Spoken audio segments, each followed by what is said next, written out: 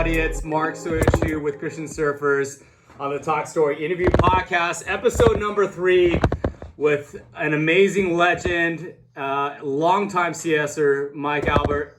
And Mike, we're doing these podcasts because we want people to get to know some of the amazing faces and the beautiful feet, such as yourself, that we have in the missions, in the movement across the world.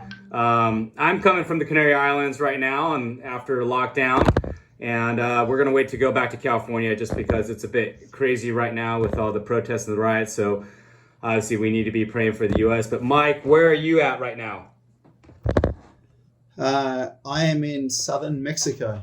I have been over here since 2007, where we moved from Australia. We're in a place called Puerto Escondido, known as the Mexican pipeline for surfing. That's it. Kind of a famous place.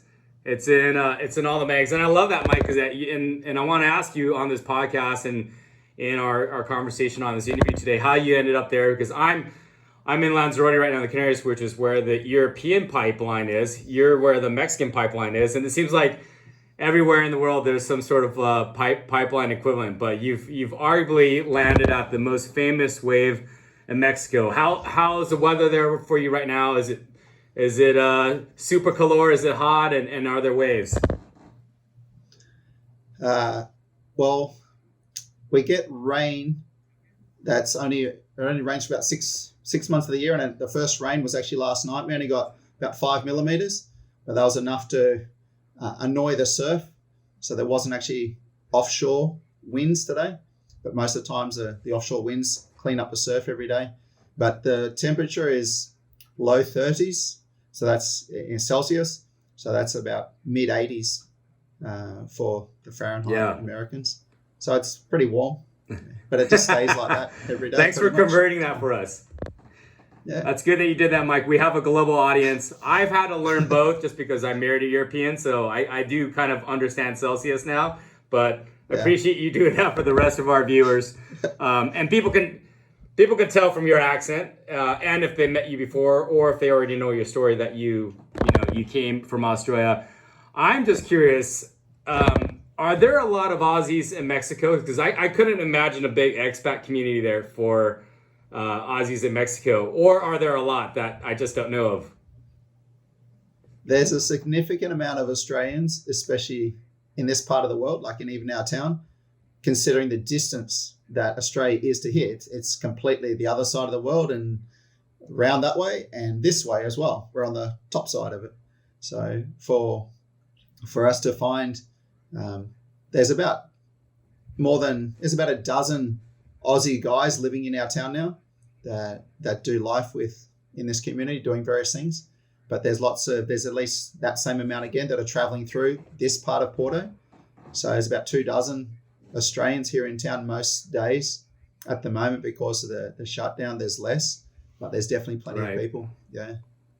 That's awesome. That's so cool. And it is, Puerto Escondido is probably a place like Hawaii or some of these other high, popular destination spots for surfing, where you get a lot of people coming through under a normal basis when there's obviously no coronavirus or COVID-19. You get probably a lot of people, surfers just traveling through. You and I know a lot of the same people because they're photographers, or they're aspiring big wave surfers or professional surfers, and so we're running into a lot of these people in different places. And that's what's really cool and special about the CS tribe, is that we're able to kind of connect with all these people in all different parts of the world. And for Mexico, anytime somebody asks us who do we connect with there, your name comes up and we introduce them to you. How long have you been the director for Christian Surfers Mexico? And were you involved with CS before you landed in Mex? Yeah. So early 2000s, I first came over to inquire about what could be done here in Puerto Escondido. 5 years before that, I was involved in Christian Surfers on the Gold Coast, where I first met a guy named Brett Davis. And kind of a legend. Yeah, he needs to get mentioned in every video, I think. So I didn't know who he was at the time. He just came and stayed at the house where I was living on the Gold Coast, and got introduced to him. But then in with my time of working on the Gold Coast in youth work, I got to know the Christian Surfers guys and did stuff with them, camps and Bible studies, competitions, all the normal stuff that Christian surfers are known for. And out of that time, a friend said, "Hey, you're thinking about going overseas for the summer holidays? You should check out this place in Mexico." So I came to Puerto Escondido, and that was late 90s. I'd only been surfing less than 2 years and didn't really know anything about it. It was pre-internet pretty much. Got off, some very random sort of things happened, but it was a good time. And then I went back to Australia with the intent to come back, but doing some studies so that I could be a better cross-cultural worker in this location. So we moved in 2007. So between finishing some theological and cultural studies, I was involved in Melbourne Christian Surfers with Lucas Bartlett, another legend person. And knew that he was going to continue doing that stuff there quite well, and so we continued to move in the way that God led us, and we moved over here as a family, and from there partnered with what was already going on locally with other Christians who surf, and but with more of a vision to not just see something local here in Porto, but also around the country, and that's what we've been working on.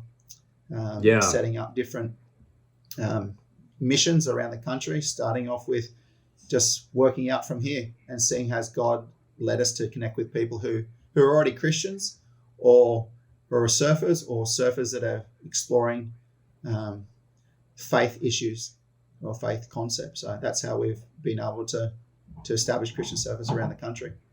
Yeah, Mike, you've done such an amazing job in Mexico. And for those of us that know your impact and your footprint, it's gone global and so much wider than that. I know you're on numerous Zoom calls a week, and we'll talk about this a little bit more, this disciple making movement that you're part of later in the podcast. But you've invested in so many people, and not just like the local Mexicans, but all over the world.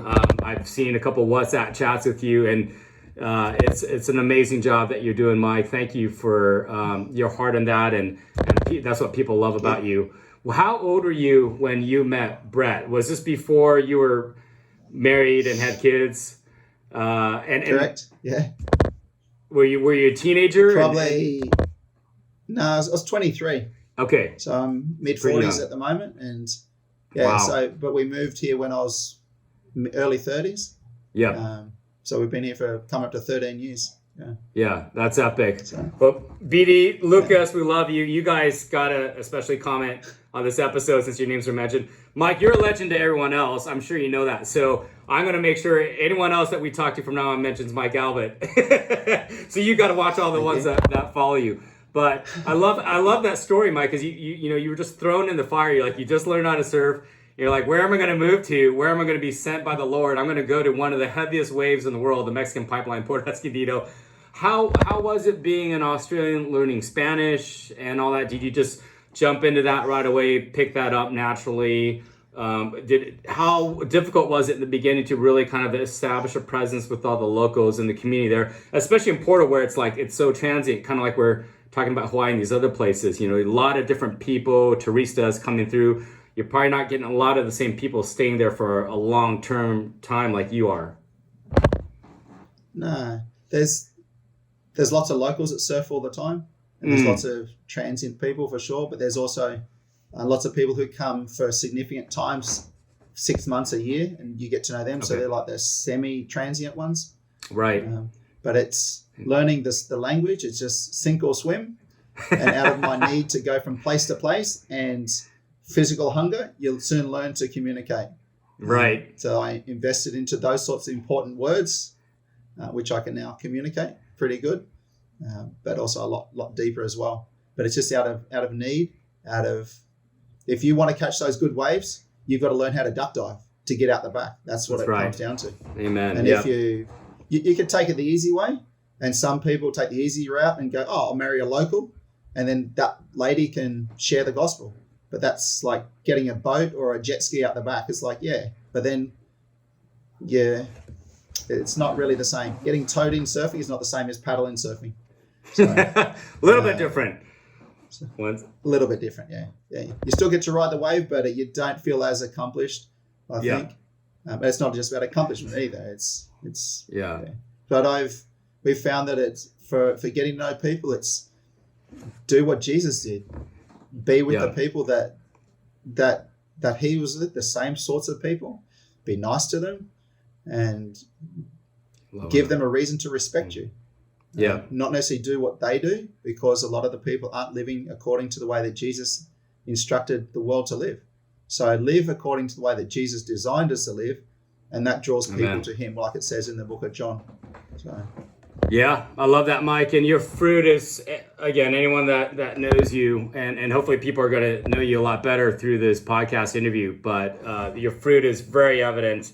And it's amazing the number of not only disciples, but disciple makers that you've invested into. And, I'm sure those people coming through Puerto Escondido, and we've sent some people your way because they've asked us who, I'm in Mexico, who could I connect with here? And again, you're our guy there. And whether they're there 6 days, 6 months, or 6 years, you're someone that's invested in them. Vanessa as well, and all the kids. You alluded to a little this before we kind of got into all this, but you've got an interesting past, and I just wanted to talk about it real quick. So, you're 23 when you met BD. You kind of started surfing a little bit later in life, like I did in your 20s. But before you were a mountain biker.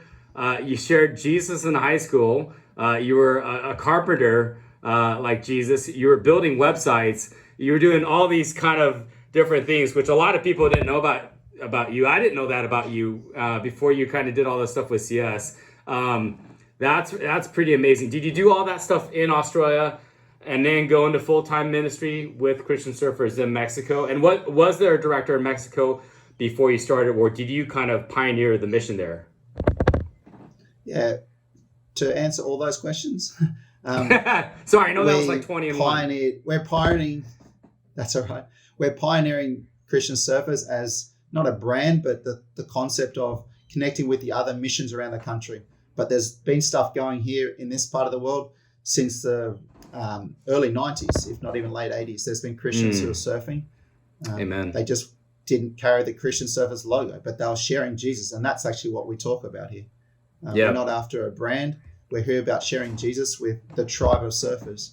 If it helps people to associate with us, we can use the Christian surfers logo and brand, but most of the time it's just representing Jesus in the lineup, that's right, on the beach, wherever surfers are. What was the other question you asked? You asked so many questions. Yeah, that's how I do it. I sneak 20 preguntas into one. One was just highlighting your past and all the different things you did before you ended up in Mexico, and then pioneering that movement there. Yeah. And again, you're right. It's not about the Christian Surfers brand, even though you and I are wearing the shirt. It's about the tribe of Jesus and his name being made famous, and that you're already partnering with the work that God's done in Mexico before you got there. Yeah. I probably want to say into this that I've done lots of things in life, and they're stepping stones. So whether it was carpentry, it was websites, just doing cycling and being successful in sport, they're all stepping stones that God used. And I think that a very significant thing that I want the people who get to watch and listen to this understand, it's actually simple. It's actually, you don't have to do all these complicated things to follow Jesus and make disciples. And that's what Jesus has asked us to do. I look back and it's,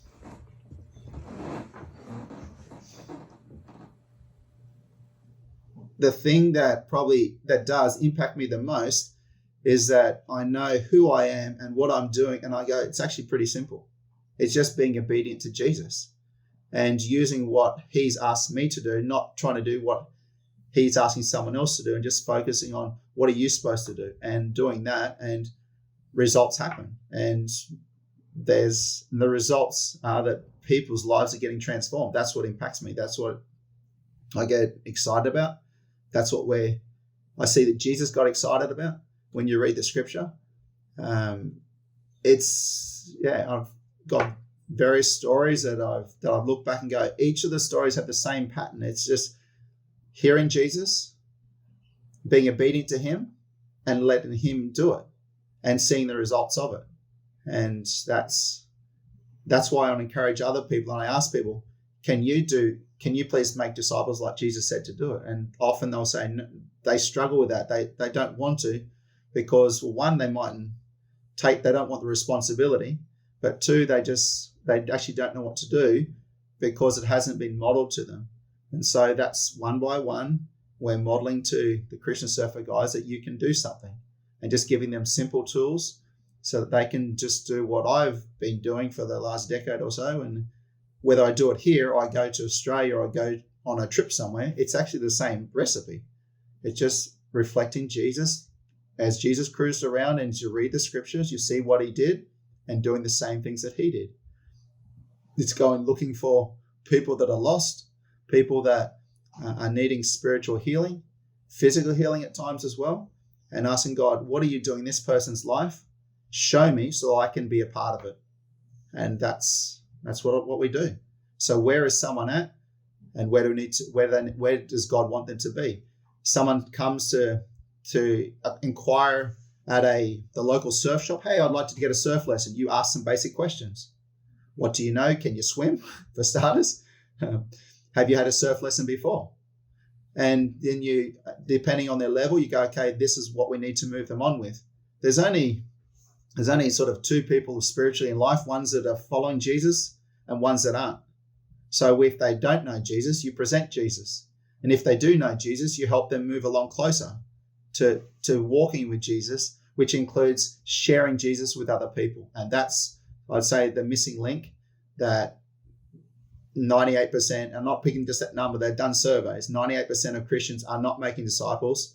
So that pretty much accounts, I can find anyone and either share the gospel or teach them how to make disciples. Specifically Western church Christians specifically, or is that just kind of a global number?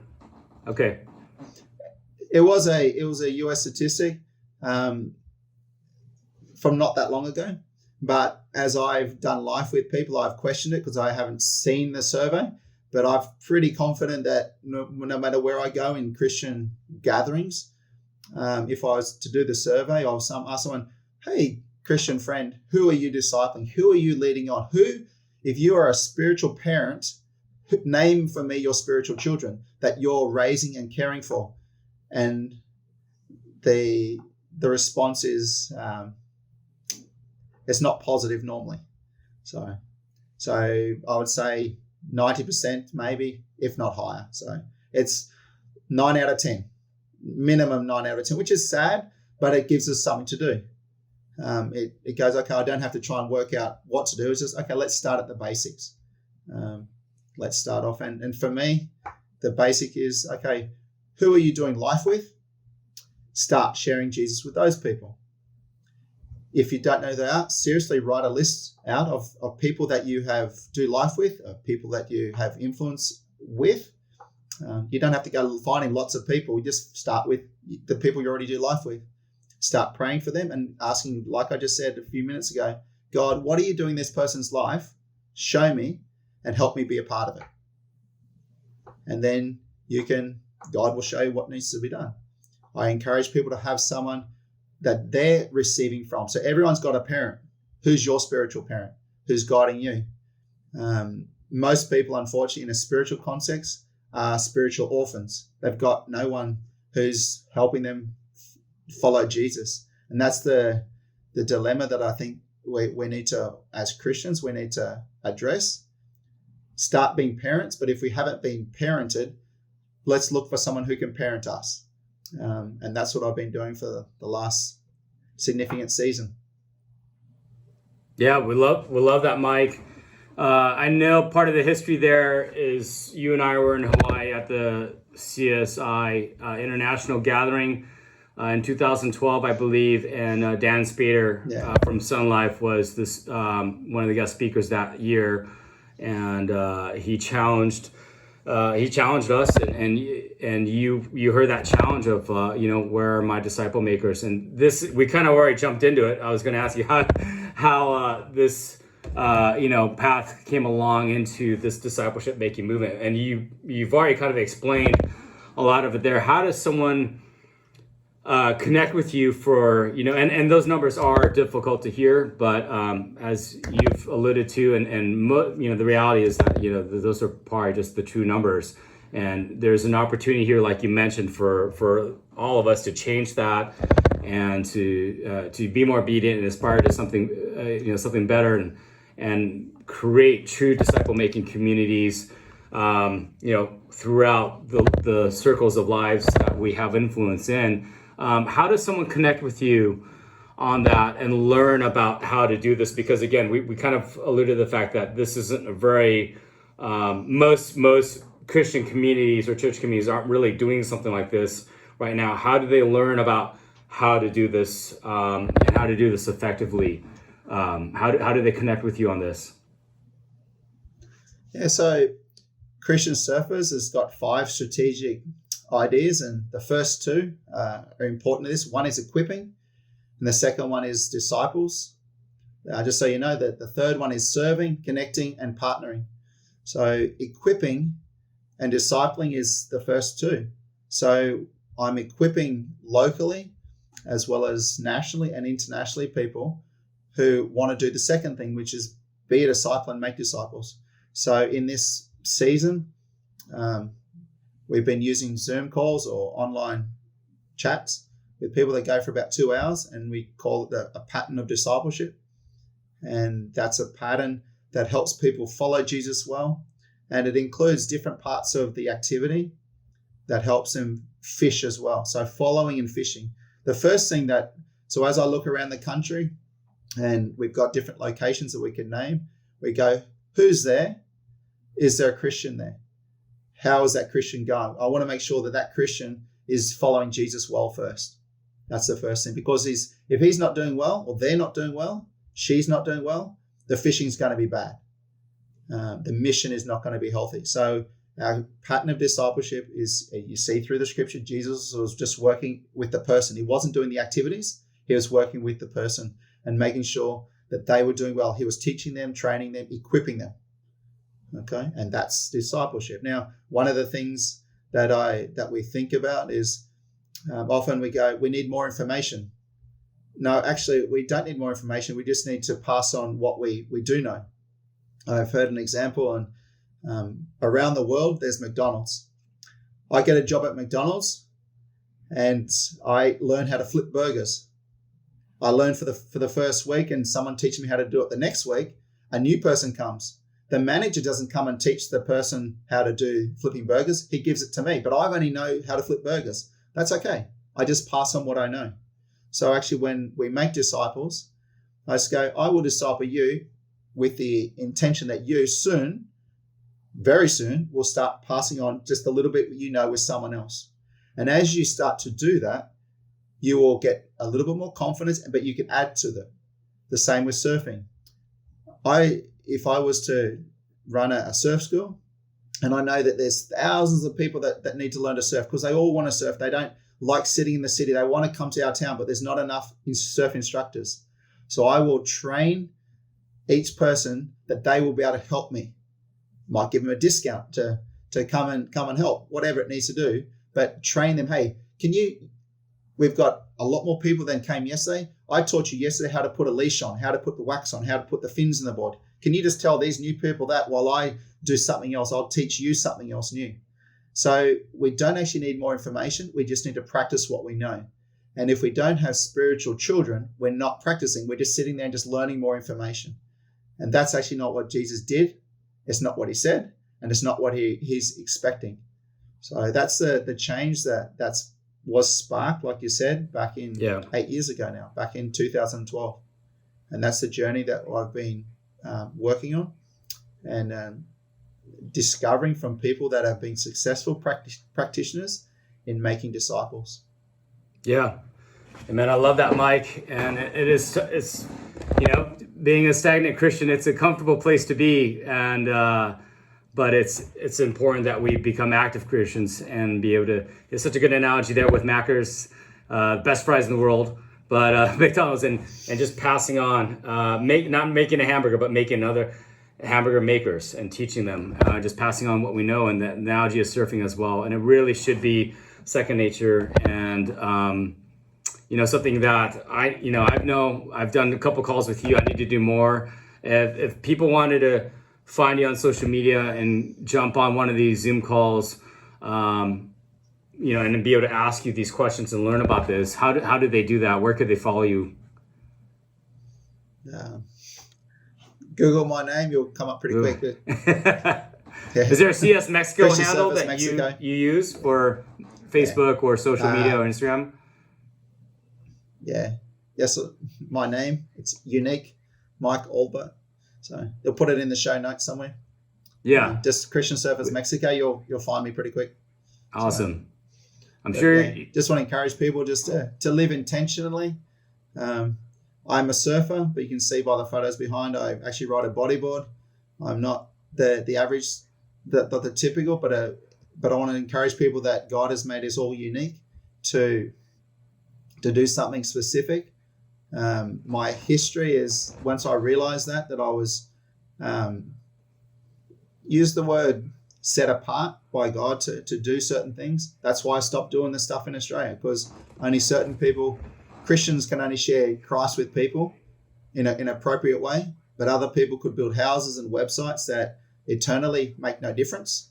And that's why we moved over here with God's timing and God's design.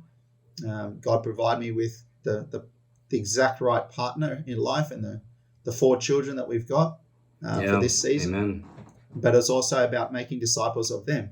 And that's, to be honest, that's a struggle with all the other needs around. And that's why I'm pushing so hard to raise up other people to help with the work that Jesus gave us to do, that there's so many surfers. And I just encourage the people before we run out of time, but it's, if one person just invests in 3 people, within 10 generations of those 3 people investing in 3 people, there's 30,000 people doing what that one person first started with, just in 10 times down the line. So if one person just invested in 3 people for 1 year, and then that 1 year later, those 3 do 3 more, but I'm still doing my 3, just my 3. Just keep doing that. Keep doing it. 30,000 people. They say that in one generation, if one person does that, just 1 year each year, that one person in one generation, which is 30 years, that's over 1 billion people. Yeah. We can reach the world in one generation. It just comes down to, will people take on the responsibility that Jesus asked them to do? I won't do it out of my own flesh because I can't do it. And that's why Jesus says, hey, the very last words of Matthew 28, I'll be with you. And when we realize who's going to be with us, I think we should step up and do it. And that includes making disciples. It means teaching them how to obey. It means baptizing them. And it means everywhere and everyone. And that's, as surfers, you can find surfers all around the world. So that's what's been impactful to me in recent times. Awesome, Mike. Thank you for sharing that word of encouragement. I know we're almost out of time here. I did have a lightning round of questions for you here, but we're almost out of time. But I can ask you two of these. But I do love that you shared. One of them was bodyboard, hand plane, shortboard, longboard, fish, foil, or SUP. You already told us you prefer the bodyboard, and I love that because we had Pastor Robbie O'Brien from Salty Church on the previous episode, and he's predominantly a stand-up paddleboarder. He does occasionally surf, but he prefers the SUP. And so, again, that inclusivity message of Christian surfers, that all are welcome. Guys, if you are challenged like I am, we're interested in a bit more about what Mike was sharing today about disciple-making communities and activating and being part of that, please reach out to Mike on the forums of social media. And Mike, what's your email, just in case people can email you as well? christiansurfers@gmail.com. Perfect. Wow. Easy email to remember. You won't forget that one. Before we sign off here, I know we got a minute left. How can we be praying for you, Vanessa, and the kids, and all the amazing work that you guys are doing in Mexico and all around the world? I think like any people who see the need, who are walking close to Jesus, the work is great, and the harvesters who are reaping the harvest are very few. that we will not be overwhelmed and not do well as a family or life, because I'll put it this way, that people are being disobedient to Jesus. And we just keep praying with us that people will become more obedient to Jesus and love Jesus. A highlight of the week is that the beaches are open. We're able to surf again.